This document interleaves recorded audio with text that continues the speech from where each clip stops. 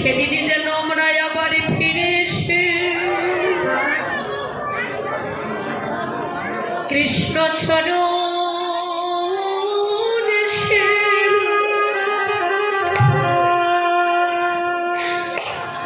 আমরা করিতে পারি বিদায়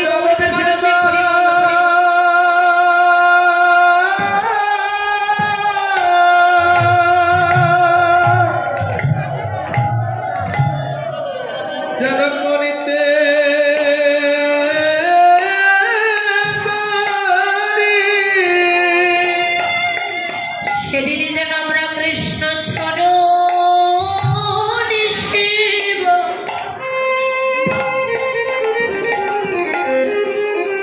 আমরা করিতে পারি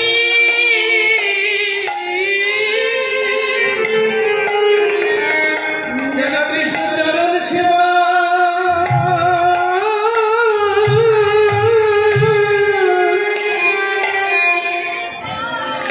মনে যেন করিতে পারি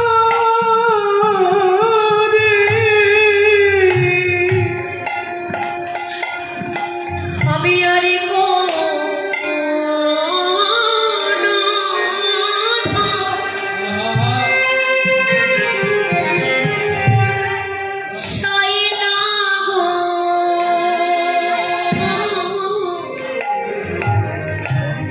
আমরা যেন কৃষ্ণ চরণ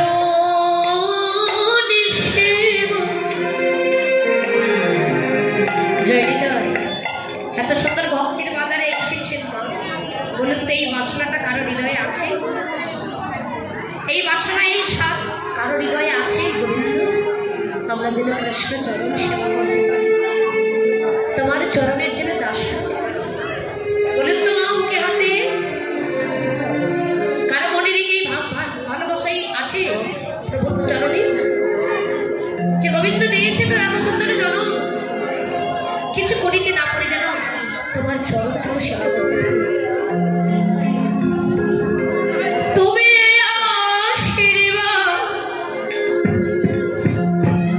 করো রে যেন আমরা কৃষ্ণ চরণ শিব করিতে পারি। তুমি অনেক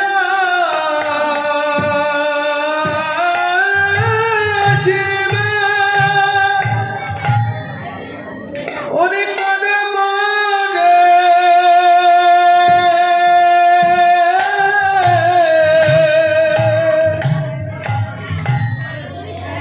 যেন কৃষ্ণ চরণ সেবা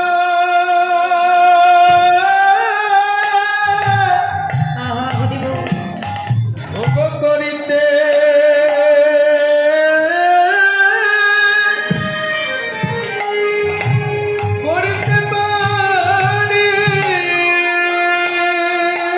পারি। তুমি এইটুকু কৃপা করো সেদিন আমরা ফিরে এসে যেন কৃষ্ণ চরণ সেবাটুকু করিতে পারি, অন্য কিছু করিতে না পারি কোনো দুঃখ। গান্ধারী আত্মস্মৃতি শূন্য হয়ে বলছে বাবা তুই ধন সম্পদ চাস না, বেশ অর্থ সম্পত্তি যদি না চাস বেশ আমি তোকে আশীর্বাদ করছি, যথা ধর্ম তথাই জয় আর অধর্মের হবে পরাজয়।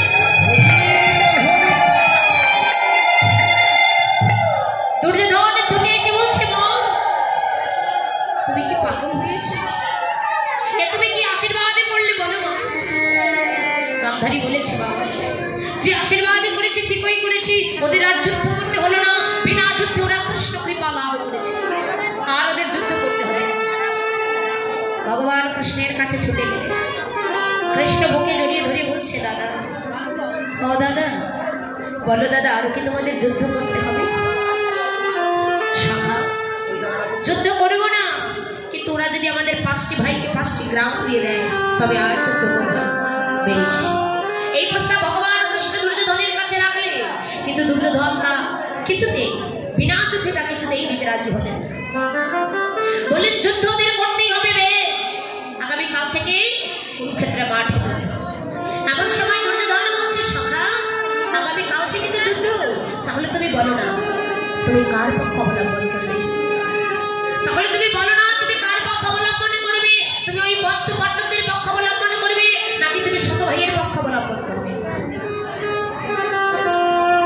কৃষ্ণ বলছে না না, এ কথা তো আমি এখন তোমাদের বলতে পারবো না। বেশ, তাহলে আজ আমি তোমাদের পরীক্ষা নেব।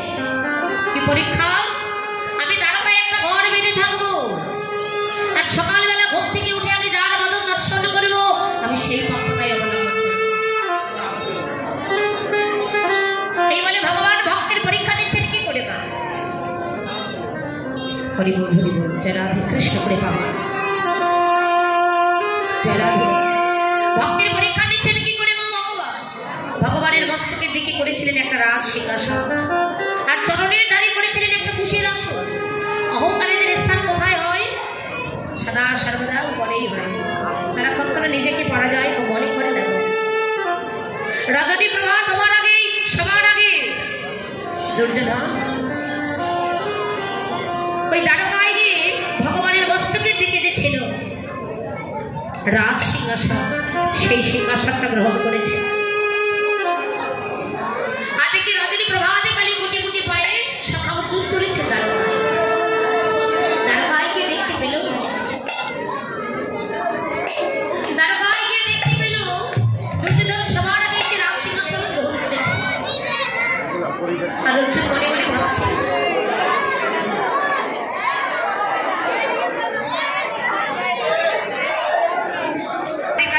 সখার্জুন গুটি গুটি পায়ে দ্বারকায় গিয়ে ভগবানের চরণের দিকে ছিল রাজ সিংহাসন, চরণের দিকে ছিল কুশের আসন।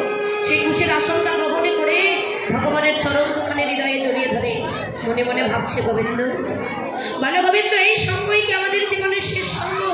বলো আমরা কি আর কোনোদিন পাবো না এমন সঙ্গ? বলো আমরা কত জন্মের অপরাধী। ভক্তের যদি এমন করে অন্তরকালে প্রাণে কাঁদে, সেই ভক্ত কি কোনোদিন চোখের জল ধরে রাখতে পারে মা? নয়ন জল ধরে রাখতে পারলেন না। ভক্তের নয়নের জল গোবিন্দের চরণের উপর ঝরঝরে করে পড়ছে। মহাজন দেখে বলছে একবার চেয়ে দেখো। দেখে মনে হয় চোখের জলে ছড়ো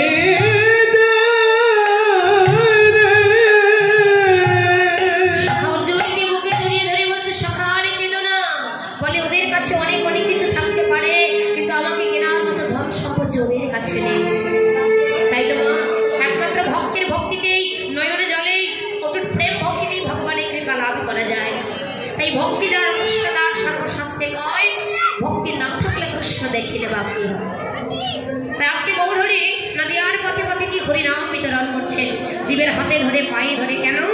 ভগবান বলেন আমি যদি না কাঁদি আমার জগতের ভক্তগণ কাঁদবে না, আমি যদি হরি না বলি আমার জগতের ভক্তগণ হরি বলবে না।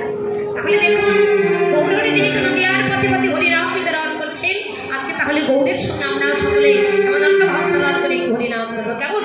এটাই গৌরহরি প্রেমানন্দে মুখে হরি বলো।